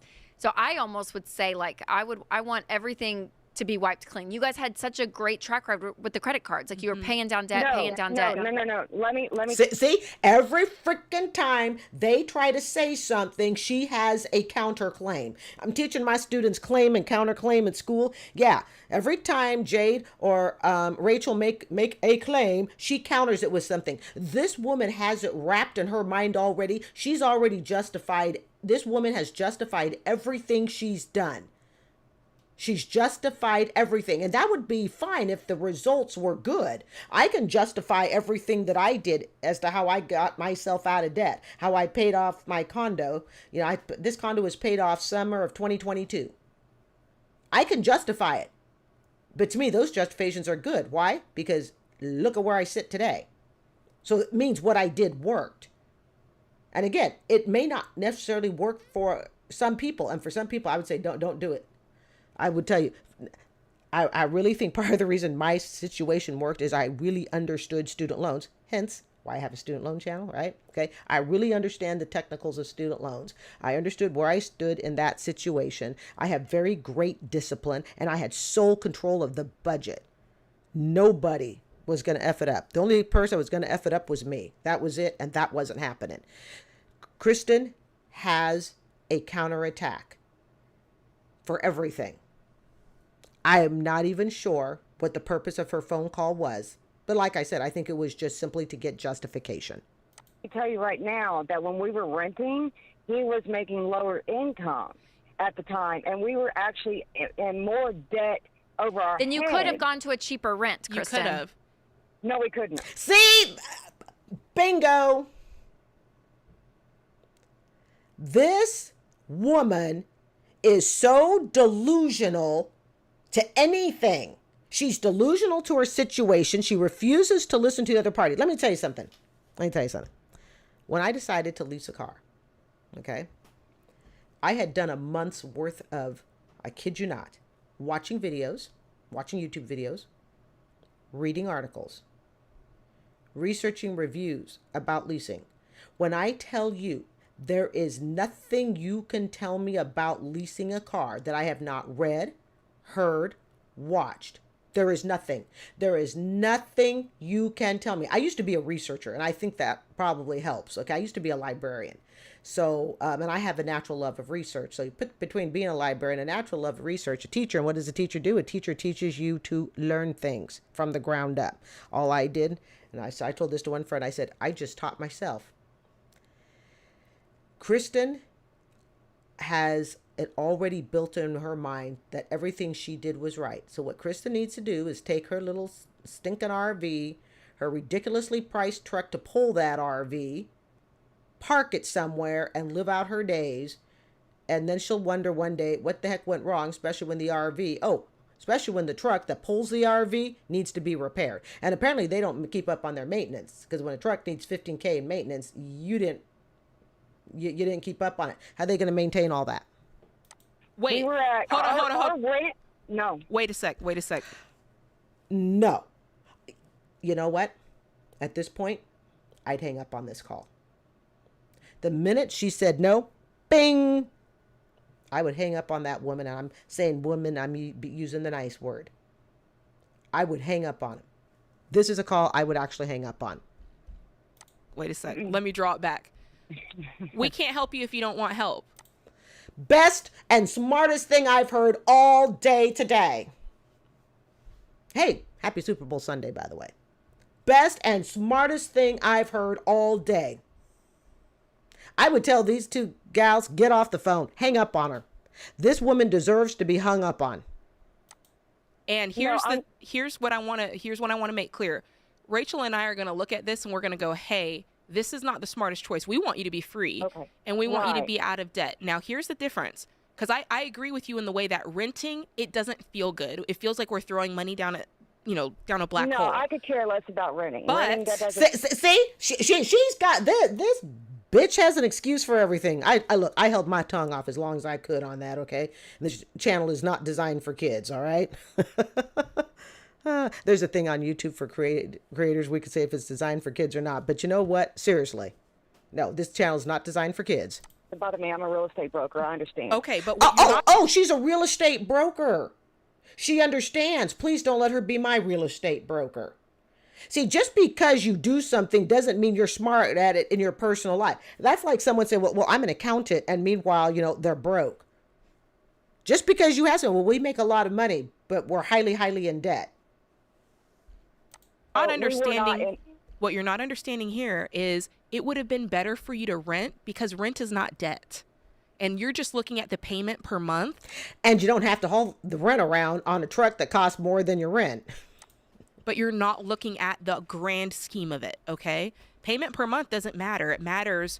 Does that make sense? You're looking like, oh, $2,100, it's less. But I'm like, yeah, but you're forgetting about the $56,000, the $43,000, and then the land. $2,100 is more than what we were paying.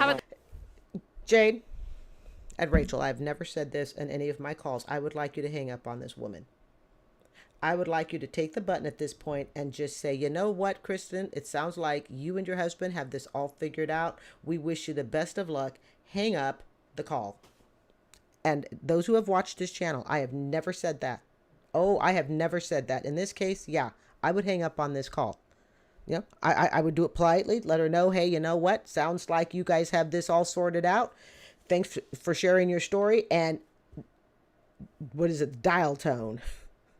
That's Kristen. What for you calling in? What was the main question? Nobody remembers the main question because she's done so much stupid shit. We can't keep track of it. main question was it's not changing what we're doing. I understand, your philosophy and everything like that, and I understand what we've done, and there's reasons why we did it. Okay. See? Then why are you calling in? You have this so well justified in your head. Why did you ever have to call in? Because somewhere along the line, you kind of effed it up, right? That's why you're calling in. There's second thoughts. I totally agree with you. Normal circumstances. Sure. Where we're at right now, we'll be freeing up about $3,000 worth of money every month once we pay off these credit cards. Okay. Whoa. Once we pay off these credit cards. So that money is not yet free. And now the truck, that's $55,000, is going to need maintenance.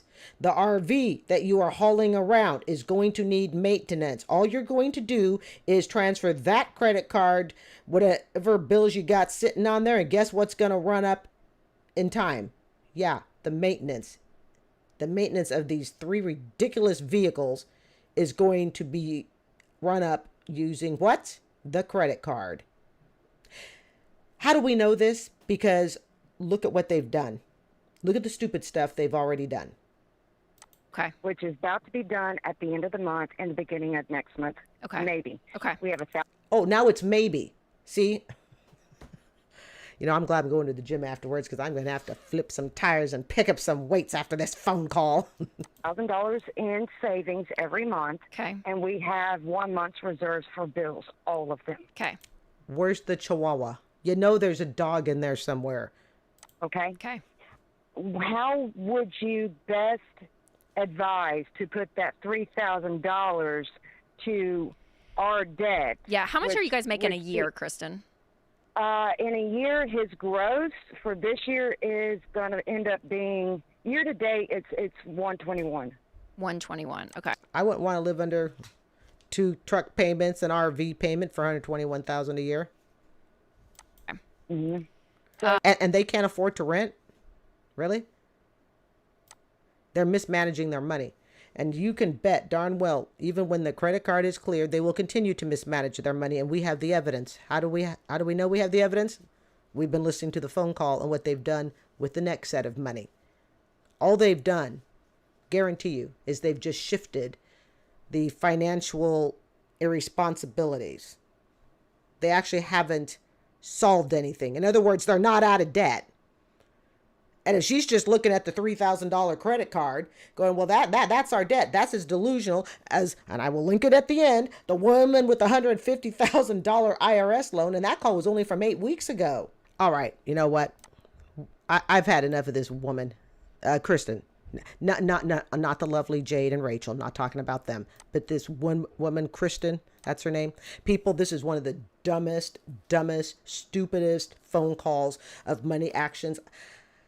I'm going to be honest. I'm going to say, dang, this for pure stupidity, this is call number 1.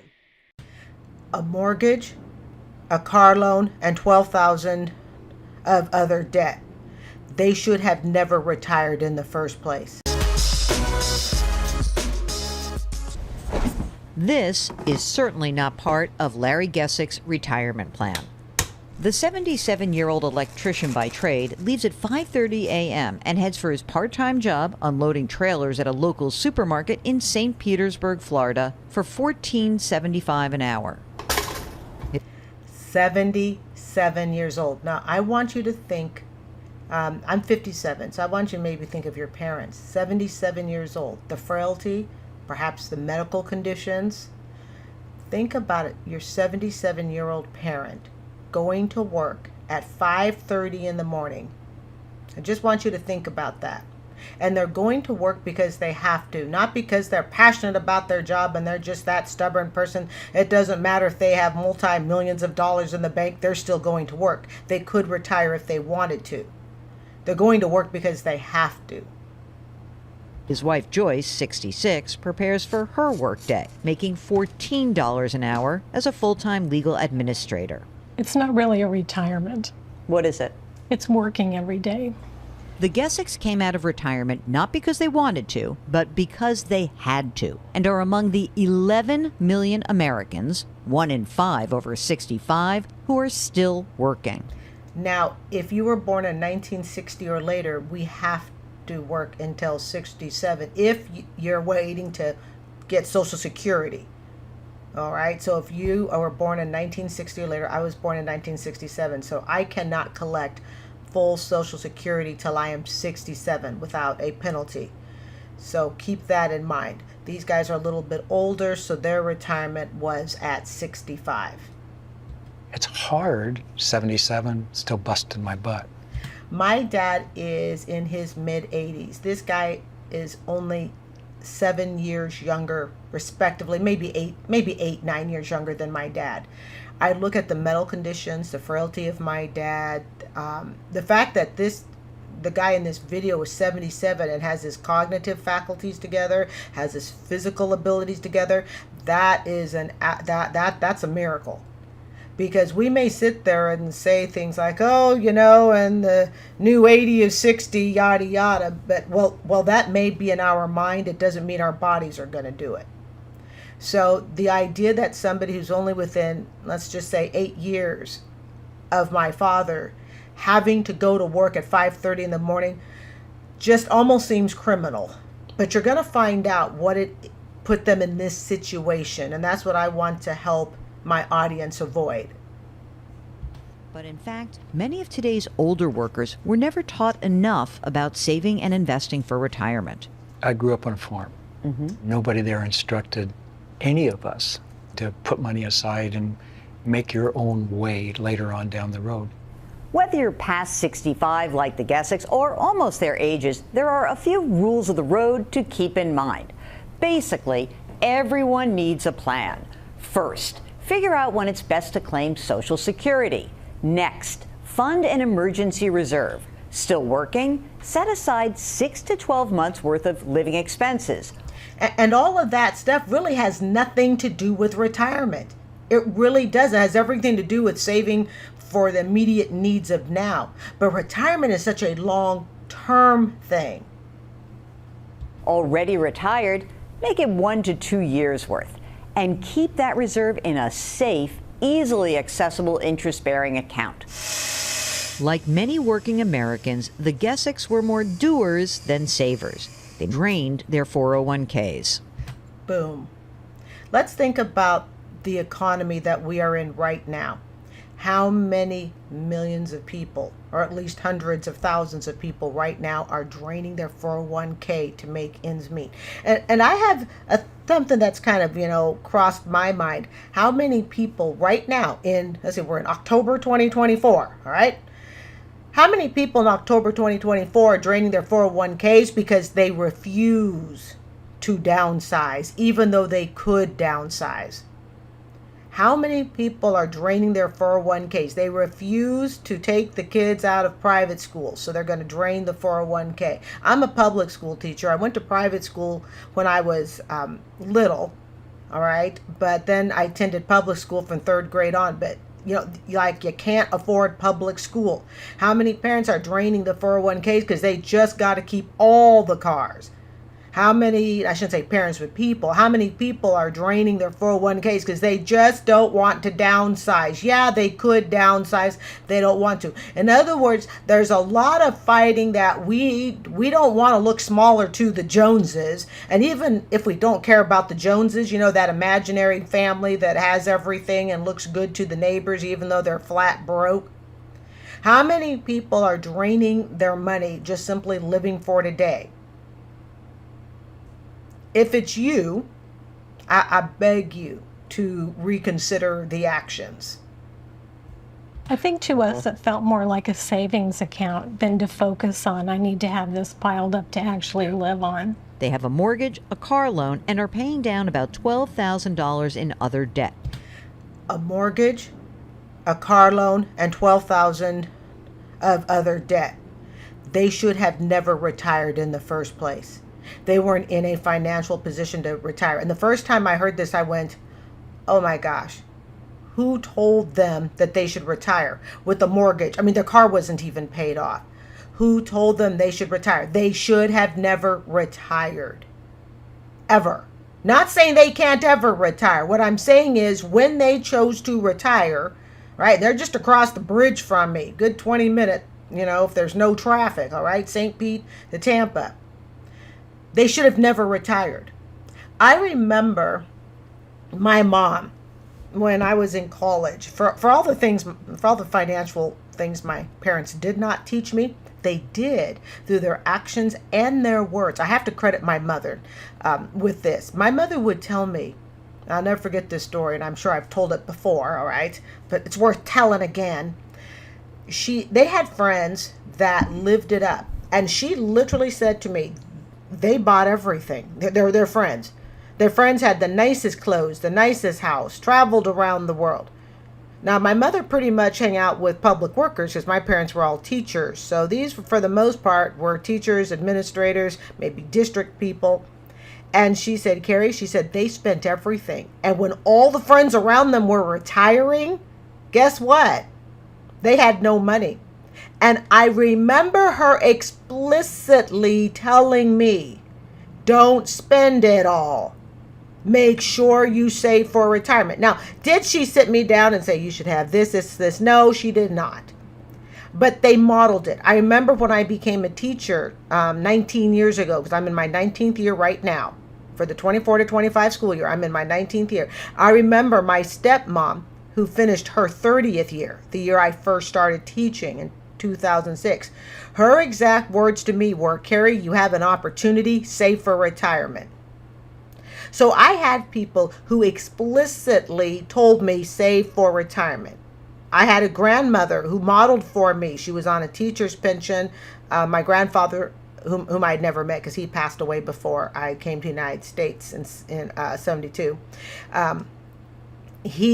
I guess that there was a death benefit, Social Security benefit, because he had passed away. So I knew she had her teacher's pension, and she was also a teacher as well. So she had her own pension along with my, late grandfather's death benefits and all that. She was never wealthy, but she was solid. She lived in Salt Lake City, Utah. She was very Mormon. Okay, I'm adopted, all right, but she lived in a small condo, meticulously kept, what we would call definitely an upscale condo, without a doubt, all right, at least at the time. And she was just always very solid. So what my family taught me is that retirement isn't about trying to become millionaires and be flashy. Retirement, they taught me, is about being solid. It's about being consistent with your savings, having a plan so you don't retire broke. But I had to be taught that, not just in words, but also in action. This couple did not get taught that. And if you think of the time period, because they are older than me, he's 77, I'm 57, so you're talking approximately 20-year age difference, okay? Nobody taught them this. So it's easy for us to look and go, why didn't they know to save? Because they came from the generation that probably thought Social Security was going to be enough. And once they figured they had met the Social Security, that was all good. But we know in our today's knowledge about retirement, there's no way they should have retired, not on their financial income. But even with Social Security, some old pension funds, and their paychecks, money is tight. There, I rest my case. Look at that. See, and that's just what they were talking about, family. All these expenses and the debt pay down leaves you with very little money every month, right? Yes. It basically leaves them with no money. We know today. All right. I think even a Gen Z could tell us today, yes, we are not ready to retire if we owe on a house, we owe on a car, and we have credit card bills. We are not ready to retire. And don't forget, because they took Social Security early, I believe they took it early. It also killed what they could have gotten later in Social Security. How much is that? $50. They have $50 after all bills are paid, and assuming there are no emergencies. This is how pets wind up living better than the people that are taking care of them. Had the Gessics waited to age 70 to claim Social Security, they would be collecting more. Can you look at a time where you feel like you can breathe a little more easily, or are you still under stress? Yeah, it's stressful now, but I think we can see the light at the end of the tunnel. He's 77 years old. When is the light coming at the end of the tunnel?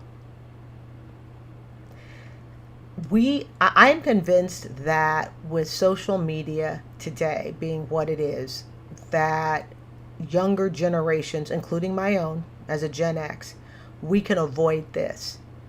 My parents taught me early. I knew in my early 30s, as messed up as I was financially, I absolutely knew 100% that I needed a retirement plan, and it needed to be a solid one, and it needed to be one that I could sustain, and it needed to be one that pays out over the rest of your life. So I will have my teacher's pension, and I'm really happy I'm entering my 20th year, and thank you to the taxpayers for paying my $110,000 student loan. Your money was not wasted. I'm very loyal and dedicated to my job. So between a pension plan, Social Security, and then starting 2025, I start saving $20K away into an insurance annuity program. So that'll give me a few $100,000 there as well to pay on for the rest of life. And they also cover my spouse's life, because I do want to remarry. I will be solid. But I had to start thinking of that, family, at the age of 34. 34 is when I actually told myself, Carrie, if you aren't on a retirement track by 40, you're going to have a problem. Because I knew that you really need, in my opinion, and what I was taught, you really need 25 years of some sort of solid retirement plan. And pensions are very rare these days. And the part that I cut out on this talks about the pension, but I didn't want to get into the politics of the pension, because there's a lot of, is 401k, not the pension, the 401k. Is the 401k good or not? I will say for the record, I don't own a 401k. I don't like them. But that's me. But it doesn't mean it would not work for someone else. I prefer to go in insurance, and I've always been pretty upfront about that. Getting there won't be easy. For Eye in America, Jill Schlesinger in St. Petersburg, Florida. This guy gets up earlier than I do. He's already up and headed to work. It looks like he's like the first car in the parking lot. 77. Who wants someone's grandpa or father to be doing this at 77? And what was it that caused it? Lack of information. And it's partly why I started this channel. Lack of information is what got me in credit card debt years ago. Tonight, CBS's Janet Shamlian takes a look at some of the consequences. You guys are trying to get away. Okay, this lady here, I'm going to leave it to my viewers to decide. A little bit, I won't say controversial as far as whether I feel badly for her. I don't feel like she's a victim. I feel like she did this more to herself. Whereas I feel like the first couple was more of a victim of circumstance. They came from a time period where retirement really wasn't known. There was no social media, nothing to guide them. This lady is, I believe, a little bit younger, and I think these were just choices she made intentionally. But we're going to hear her out. A walk with Rosie and Logan is a rare break for Marianne O'Connor. The puppies. Then Now, first off, notice she has 2 special breed dogs. Now, I just did a TikTok, in fact, yesterday, which I will attach at the end of this. I just did a TikTok yesterday on the cost of pets and how pets, when you claim you are broke, but you still have a pet or 2 or 3, all right, then you're not really broke. Not as broke as you could be. I won't talk about it here, but I will attach it to the end. And it's the TikTok on people's vet bills. So she has here 2 purebred dogs. I'm looking at them. They look like Shih Tzus or something like that. They're the type of dogs that I love. These are not inexpensive dogs. She's claiming poverty, but has 2 special, purebreds. she's back on her laptop, juggling 2 jobs. Sometimes up to 11 hours a day. What did you think you'd be doing at 66? Oh, I would hope to be retired. We cannot retire on hope. We can sit and we can say, I was hoping to be retired. So what steps did you do to make sure it just didn't remain hope? When you take your dreams and you plant them with hope, if you don't water it, if you don't check on it, measure the temperature, look at the sunlight, nourish it with the rain, and you just plant the seeds and say, I hope, I don't think it's going to bear much fruit. So her saying, I hope to be retired. Okay, hope is good, but what did we do to nourish that? I'm trying to take a softer, gentler tone, family, because again, these she's a little bit closer to my age, but that first couple, they're my parents. So I'm trying to take on a kinder, softer tone. I think I'm doing a pretty good job, because this could be any of us. It really could. And what are you doing at 66? I'm working my butt off. No savings, no 401k, not even enough to cover an emergency. There you go. Hope cannot bear fruit if you don't water it with something. It just dries. Like I said earlier, I knew that I had to have my act together, and I'm using the nice family word, but you know what word I'm really thinking of, right? I had to get my act together after 2 bankruptcies. Credit cards, out of repossession, broken relationships, yada yada.